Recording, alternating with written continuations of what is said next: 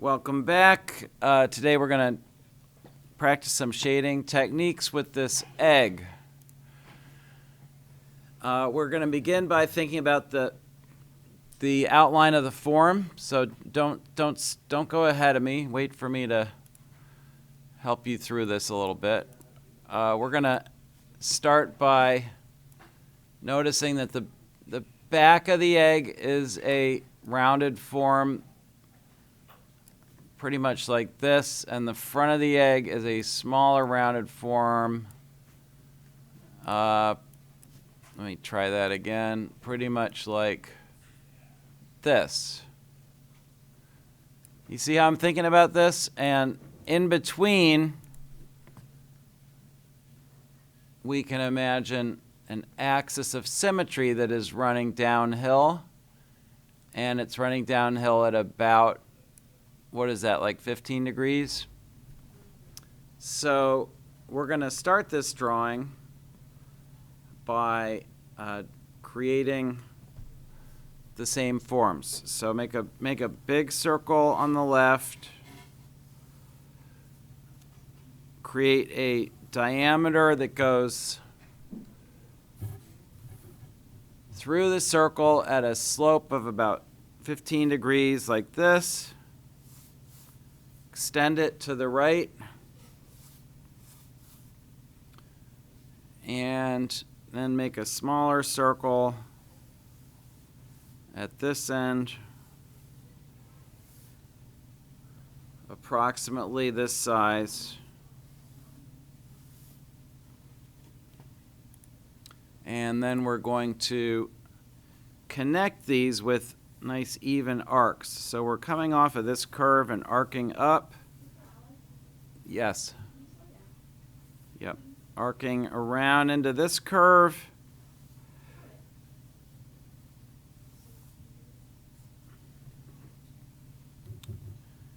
And then we're going to do the same thing on the other side. We're curving down this way and up into this curve.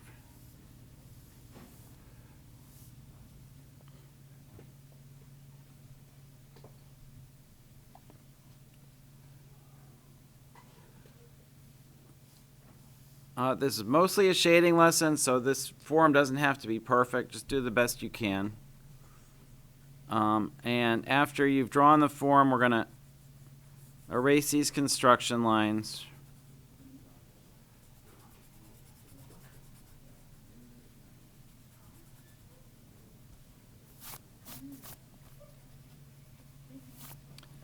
And I'm also going to drop in the horizon, or where the wall meets the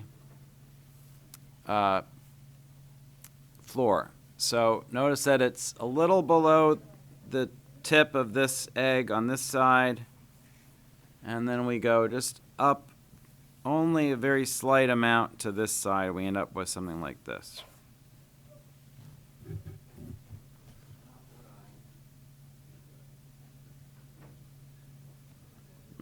I might be a little low on this side. Let me raise that a little.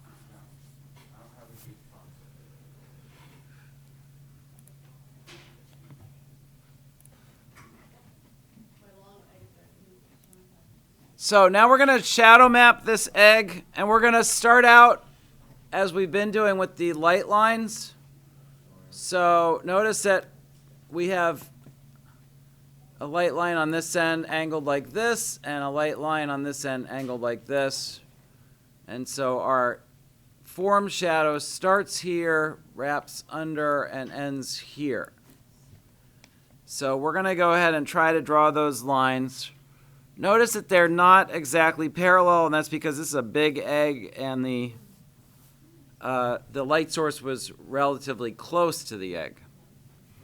Now, if you remember from our angle matching exercises, it can be really helpful to, when you're trying to copy these angles, it can be really helpful to take a few steps back from your drawing to make sure they correlate to the angles in the original.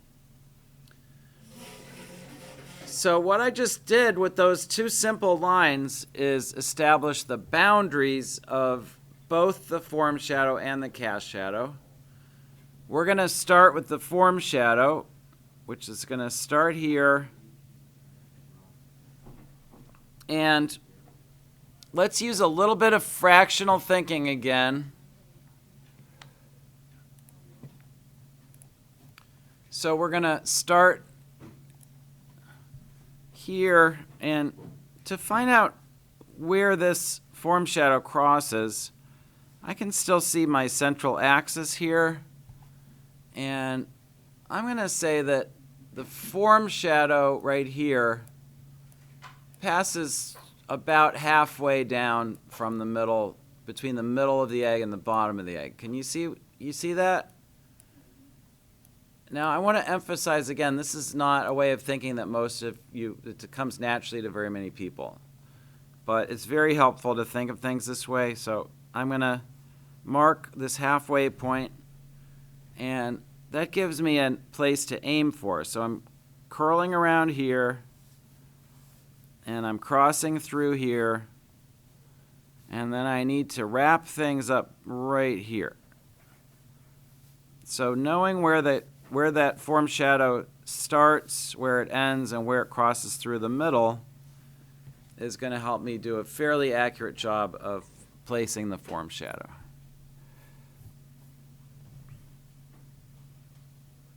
Now the shadow on the ground is a similar problem. I'm going to draw an axis through the center of it. And as we'd expect, the axis is passing through this point, which is about a third of the way up towards the form shadow. And the axis of the shadow is not tilted as much as the axis of the form because it's on the ground. So this angle is foreshortened. And that gives us an angle about like this. It's only a few degrees off from being horizontal.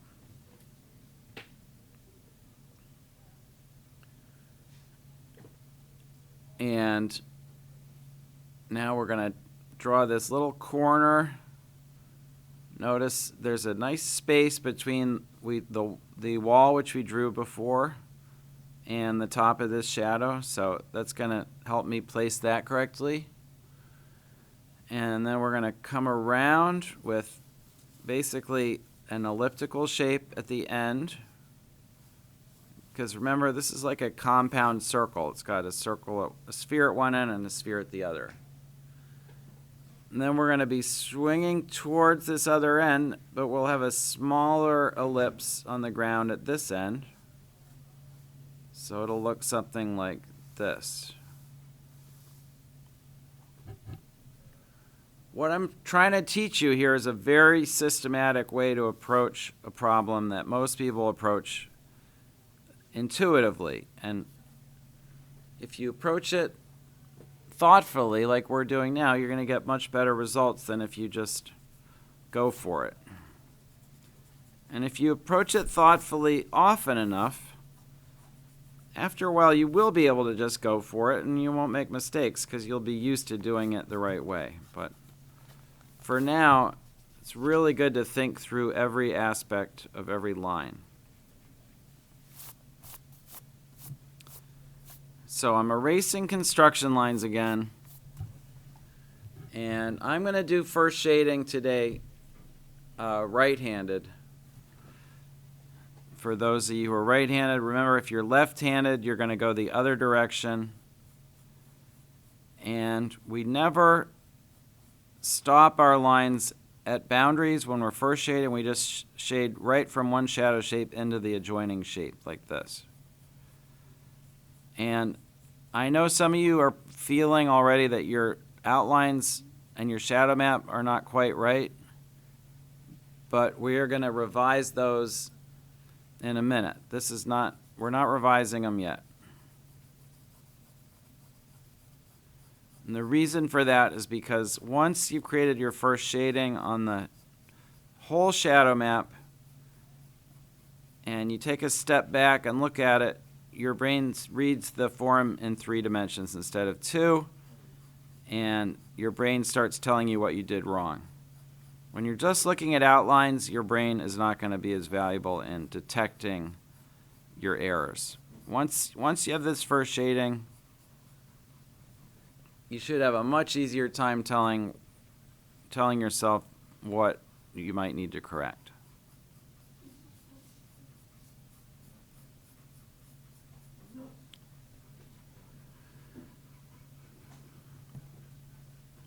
And once you've filled that in with first shading, we're going to now erase the shadow map lines, especially along all our soft edges. So this edge is all pretty soft.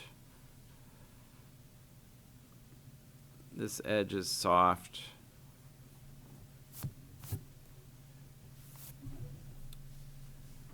And we're left with what's basically a study in two values. There's just a dark value and a light value. And we've divided this world into two values. But if you squint and look at this, your brain is still going to see this in 3 dimensions.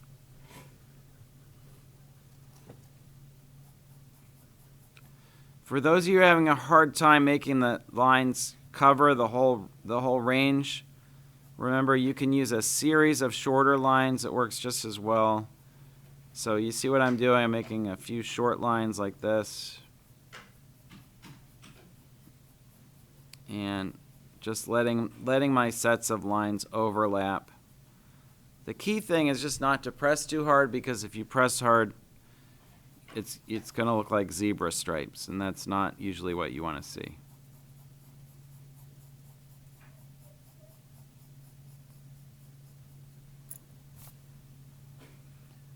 Notice I started using my left hand again, but I'm still shading in the righty direction, so don't be confused.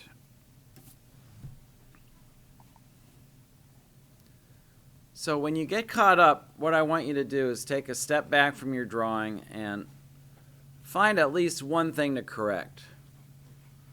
When I look at my drawing, for example, it feels to me now that I see it in 2 values, it feels like my shadow edge is a little low, so I'm just going to bring this up a little. I don't need to create a new shadow map. I'm just pushing and pulling my shadow shapes and I'm extending this one up a little. I could just as easily have erased it if it was too high. But this is the time in the drawing where you want to make all your important corrections, because you have not yet pressed hard anywhere in the drawing. And that's the big idea here, is that before you've pressed hard anywhere, the drawing remains very open to revision. After you've pressed hard, it sort of closes up. And your revisions start to look ugly, because if you erase a dark line, you're basically tearing up your paper. So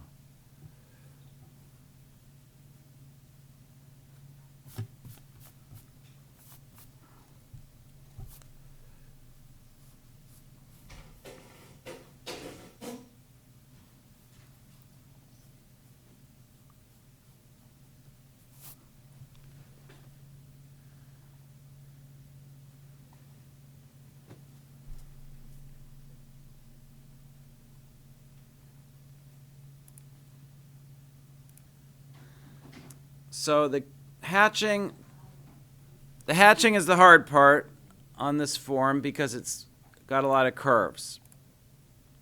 So here's what we're going to do. We're going to zoom in on the end of the egg, and I'm going to zoom in a little on my drawing, and we're going to we're going to go pretty slow. Well, I really want you to try to draw exactly the way I'm drawing here. Now, at this point, it doesn't matter if you're right-handed or left-handed. So I'm curving around the form with these I call sharpening strokes, because we want the tip of this egg to look razor sharp against the lighter background. The only way you do that is with strokes that follow the edge of the form like this. So what we're looking at here is 2 main edges. We're looking at a hard edge, which is this one, and a soft edge, which is this one. Everyone clear on that? It's really important to see that they're different and to know how to treat that. So on the soft edge, our shading lines are all going to go perpendicular to the edge, like this, and they're going to curve with the form, like this. For the hard edge, all our lines are going to follow this contour and sharpen it. So the big idea here is that when you want to make an edge that is sharp, very simple, you shade with the form, you end up with a sharp edge like this. And when you want to make an edge that's soft, you shade into the edge like this, and you end up with a soft edge. So this is a soft edge, this is a hard edge. So we're going to do our sharpening strokes around the tip of the egg, and our cross-hatching contour strokes where along the terminator of the shadow. This is the boundary, the northern boundary of this form shadow. And remember, I'm always setting my pencil down right here where the shadow's darkest. We call this area the core shadow.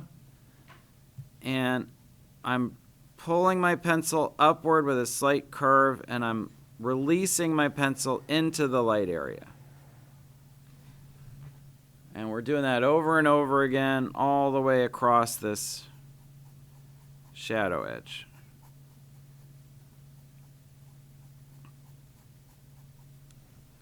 The only way to control this technique is if you're pulling your pencil up into the light.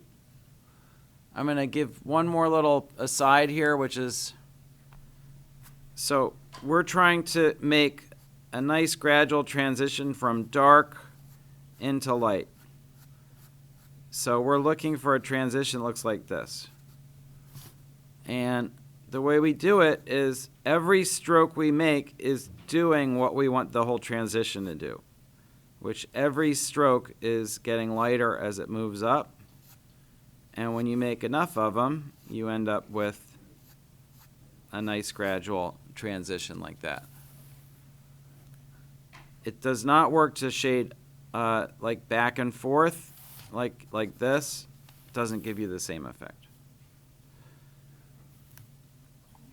Now, where this gets tricky is when we get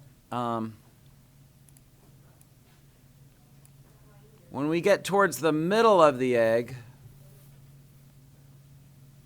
What we're going to find is that our lines, which were curving before, are going to get straighter and straighter because now that curvature is right in front of us.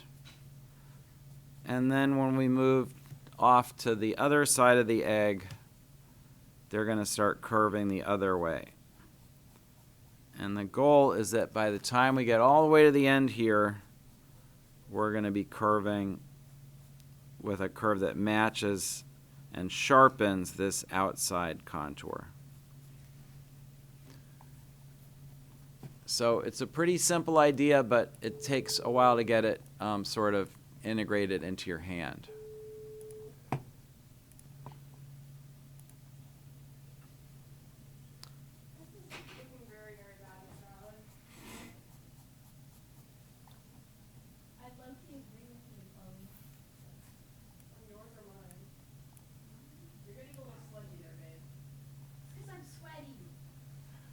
Okay.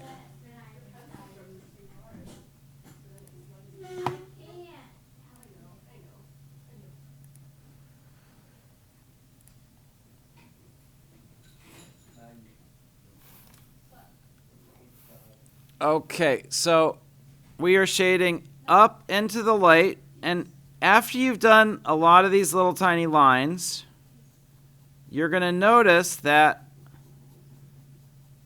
this edge here, the bottom of your core shadow, looks a little too sharp, doesn't it? Yeah. Because we haven't fuzzed that out yet. So the way we fix that is we start doing some shading that curves the same way but goes down from the core shadow into the reflected light. So again, we're starting our shading lines in the core shadow, but we're pulling them down into the reflected light. And we keep doing that until the core shadow no longer looks like it's too sharp of an edge. Like this.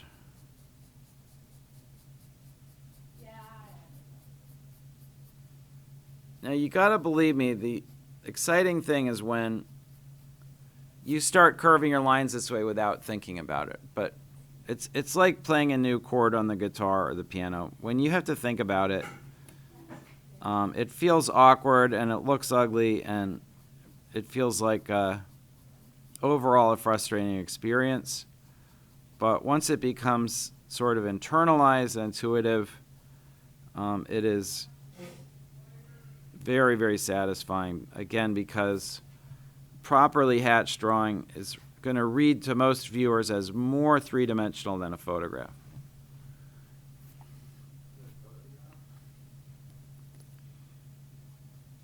I said then a photograph, yes. Okay. We're going to leave this reflected light alone for now. A lot of beginners will look at the reflected light in the photograph, which is here, and the reflected light in their drawing, and they're going to say, my reflected light doesn't look bright enough, so I need to brighten it, maybe by erasing some of that tone. But that's never the right way to approach this. The reason this looks brighter is due to a principle called simultaneous contrast. This looks brighter than this because this has darker tones on both sides of it. And we don't have any dark on the ground yet. So watch what happens when I use some sharpening strokes right here and a nice firm pressure, and I start shading the ground with mostly horizontal and sharpening strokes. And you see what just happened to that reflected light? This just got like 10 times brighter. Right? So that's, in fact, I'm probably going to learn that my reflected light is a little brighter than it needs to be, and I'll tone it down a little. But we're going to go across this whole cast shadow with a layer of horizontal shading strokes.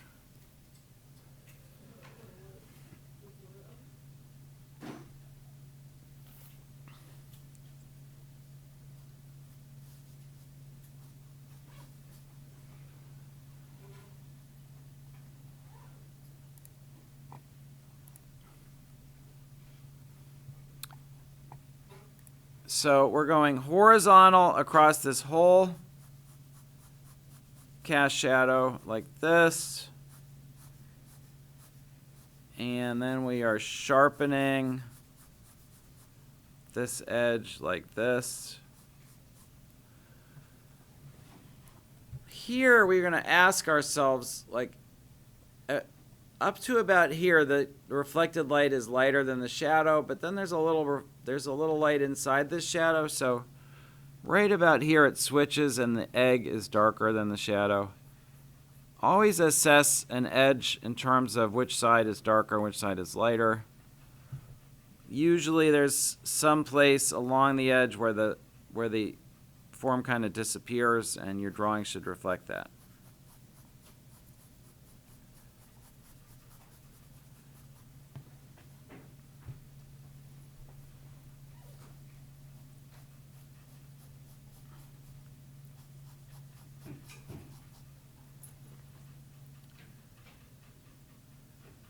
So contour shading on the ground is always horizontal strokes because the ground is flat, and that's how we're trying to make it look. At this point, I'm going to back away from my motif, and I'm going to back away a little from my drawing, and I'm going to squint my eyes a little, and you should do the same thing. And at this point, they should look so similar that the differences really start to pop out. So I can see that This needs to go a little darker along here. And you're going to see different things in your drawing, but I want you to just have that experience of stepping back from your work, looking back and forth between your drawing and the motif, and making corrections based on your observations.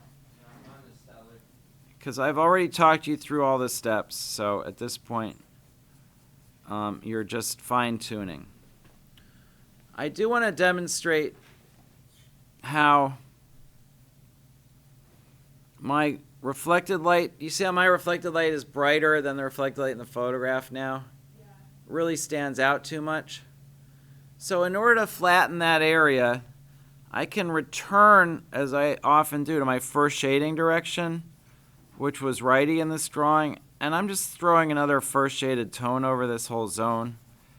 And you see how that sort of, it flattens out some of those distinctions that were a little too visible in my drawing. And you can do that as many times as you need to. And you can also, if an area is reading a little too dark, you can also use what's called a kneaded eraser to lighten an area without erasing it completely. So I don't really see any areas that look too. Okay, so what I'm gonna go ahead and darken this. I'm gonna make this a little too flat, so my reflected light goes too dark on me. And then if I want to bring it back again without starting over, what I do is I take this little kneaded eraser and just very lightly tap the kneaded eraser on the area that I want to lighten. And you see how the hatching is still there, but the eraser has made it look a little bit lighter.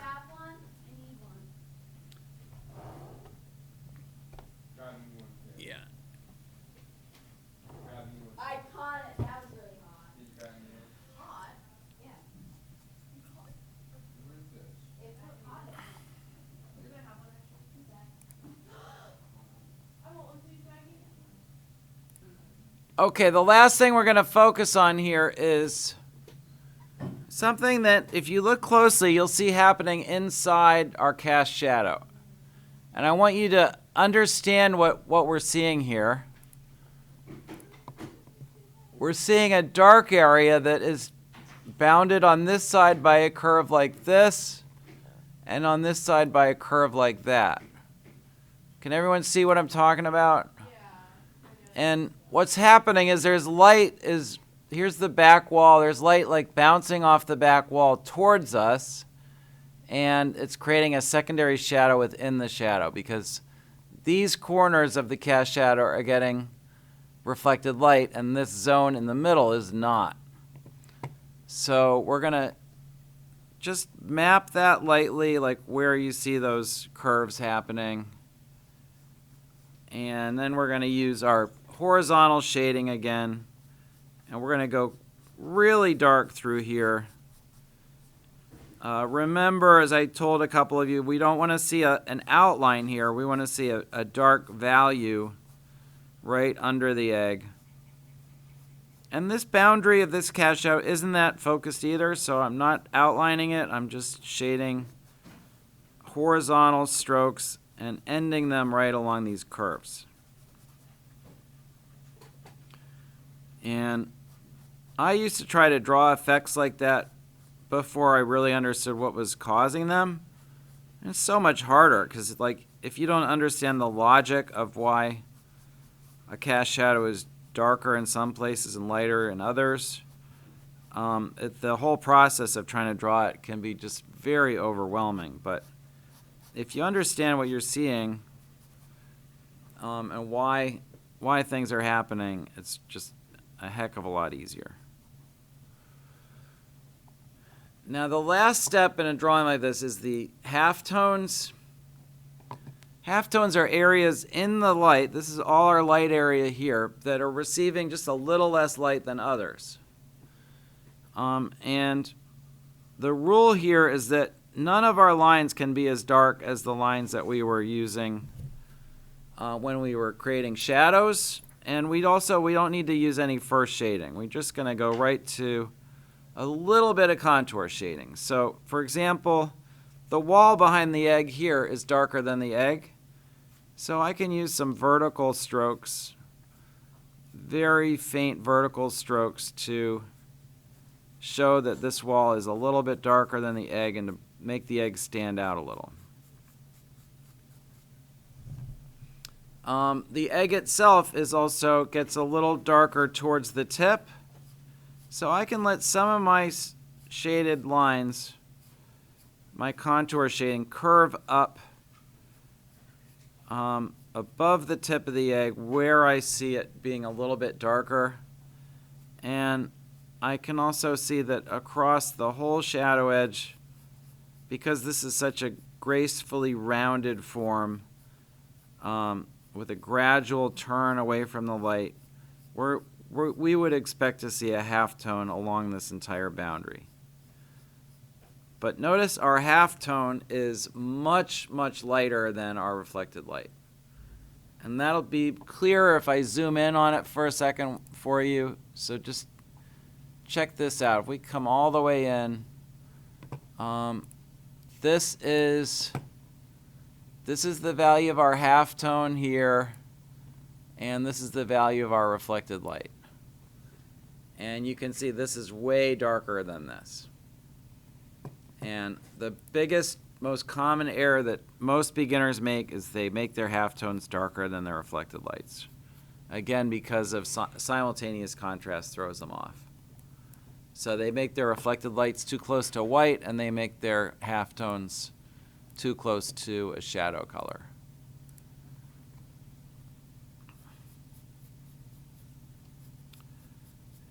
And the last place we sometimes look for a halftone is where the form is turning away from us. On top, most people don't notice that because the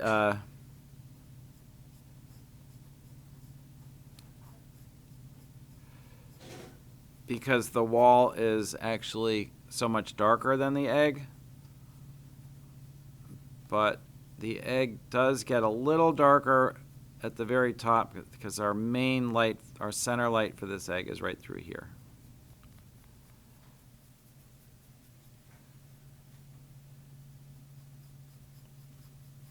And if you want to do cross-hatching on the wall, what you would do is vary between horizontal and vertical shading.